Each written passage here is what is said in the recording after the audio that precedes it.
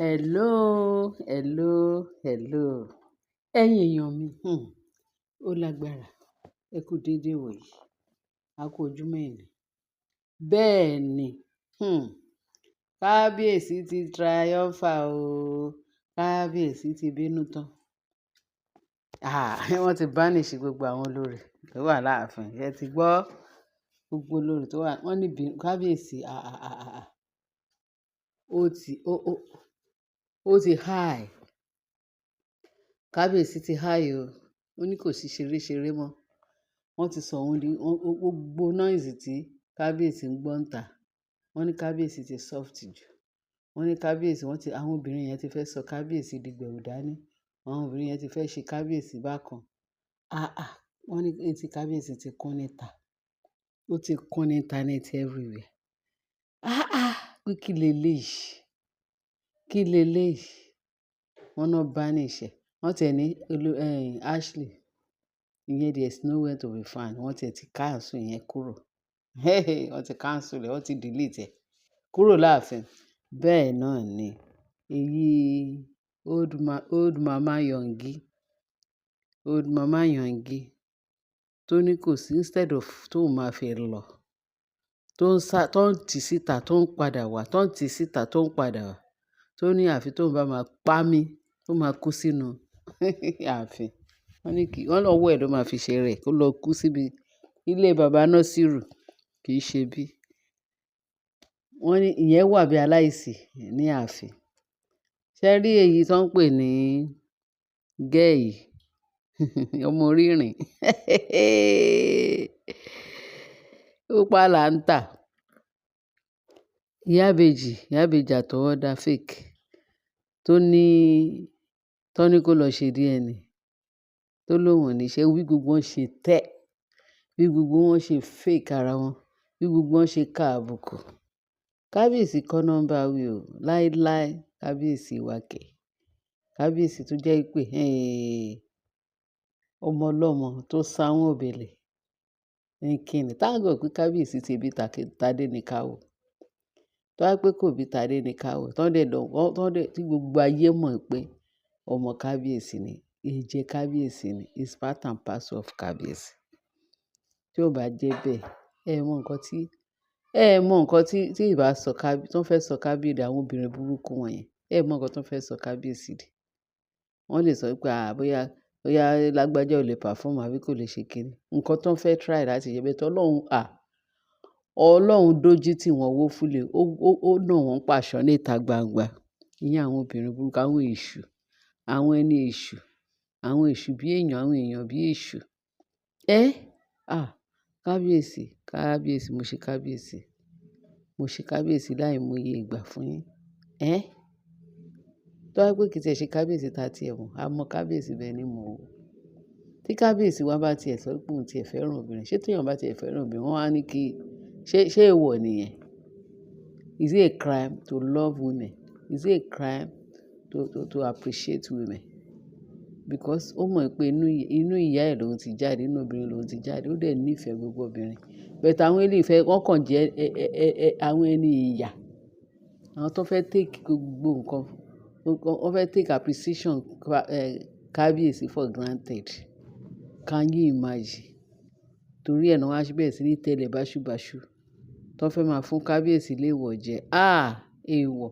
Thank God pé àwọn èèyàn bí èèyàn, àwọn ẹni bẹ́ẹ̀ ni wọ́n wà lẹ́yìn kábíyèsí. Wọ́n wà lẹ́yìn kábíyèsí.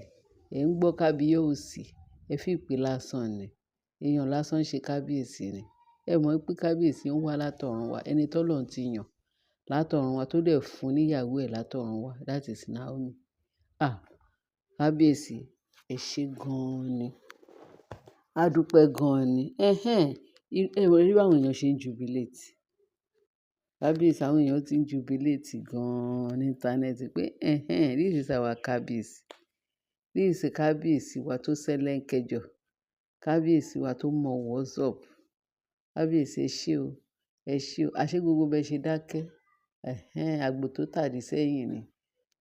Àṣé agbára ló lọ mú wa. Bẹ́ẹ̀ ni. Ẹ ṣé o kábíyèsí. Àṣé o kábíyèsí. Adé á pẹ́ lórí o. Bàtà á pẹ́ lẹ́sẹ̀ o. ìrùkẹ̀rẹ̀ á di ṣẹ̀kẹ̀rẹ̀ ṣẹ̀kẹ̀rẹ̀ ṣẹ̀kẹ̀rẹ̀ ṣẹ̀kẹ̀rẹ̀ ṣẹ̀kẹ̀rẹ̀ láìmọye ìgbà. Kábíyèsí, bàbá mi. Ẹ ṣeun, ẹ ṣeun, ẹ ṣeun. Ọlọ́run á túbọ̀ dúró tì yín. Ọlọ́run á túbọ̀ pín yín lérè. Á túbọ̀ gbé yín ga, gbé yín ga, gbé yín ga. Ẹ lò pẹ́pẹ́pẹ́pẹ́pẹ́. Ẹ̀yin lè máa sọ pé, Ọlọ́run, tí mo ṣe tó. Bẹ́ẹ̀ ni ẹ jẹ́ kí n hand over fún wọn. Bẹ́ẹ̀ ni yóò rí fún yín o. Ẹ lò 200, ẹ lò 300, ẹ lò 400, ẹ lò 500. Tógo bá ń jẹ́ ti Jésù Kristi lókè. Olúwa ṣeun. Ẹ pẹ̀lẹ́, gbogbo decision yín kò ní já sásán. Gbogbo bẹ́ẹ̀ dẹ̀ ṣe lo gbogbo everything tọ́lọ́run fún yín ní okun àtàgbà, tó dẹ̀ fún yín ní ìmọ̀, tó dẹ̀ fún yín ní wisdom tẹ fi ṣe léyìí. Ní agbára ẹ̀jẹ̀ Jésù, wisdom yín ò ní bàjẹ́. Ọlọ́run túbọ̀ máa continue láti máa bless yín fún wisdom.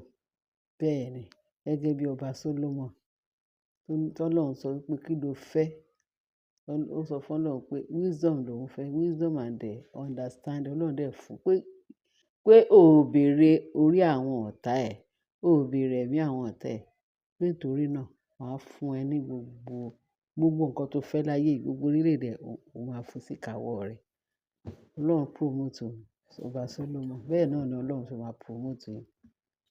Lágbára Ọlọ́run máa promote yín. Ẹ rí wọn. Ojú máa ti Sátánì àtàwọn ogun. Ẹ̀yin àti Naomi,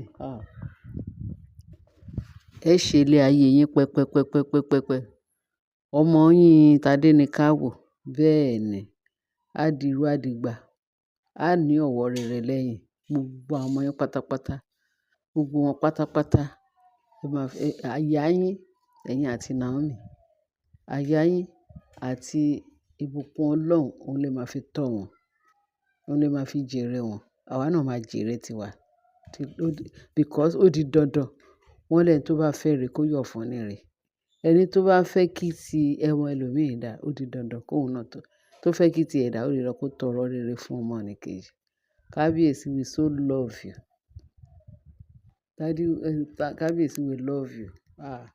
Torí pé you are a man of integrity. You are a man of principle. Pẹ̀lú gbogbo ogun, pẹ̀lú gbogbo oríṣiríṣi tó ń sà. Bàbá o, bàbá mi, Ọlọ́run mi, ìgbéni níjà, kẹ́rù òbò níjà. Kò sí ìtí tó súnmọ́ territory yín. Bẹ́ẹ̀ ni. Nítorí pé bàbá mi àti Ọlọ́run mi ń wà pẹ̀lú yín, pẹ̀lú ẹ̀yin àti ìyàwó yín. Ó dà bẹ́ẹ̀. That's why pé 3 in 1 ní ó dà bẹ́ẹ̀. Ẹ ṣe ti Ọlọ́run. Bẹ́ẹ̀ ni Ọlọ́run ṣe ń bùkún fún yín.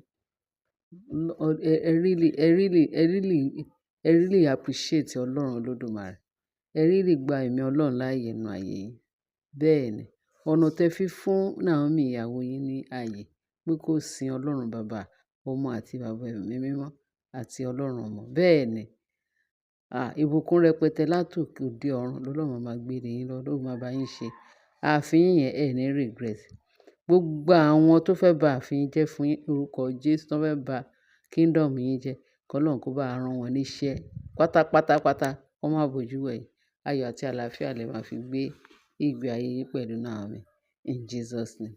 Thank you, my people. Tẹ́ bá mi share, tẹ́ bá mi tọwọ́ bọ subscription pẹ̀lú gbogbo ẹ̀.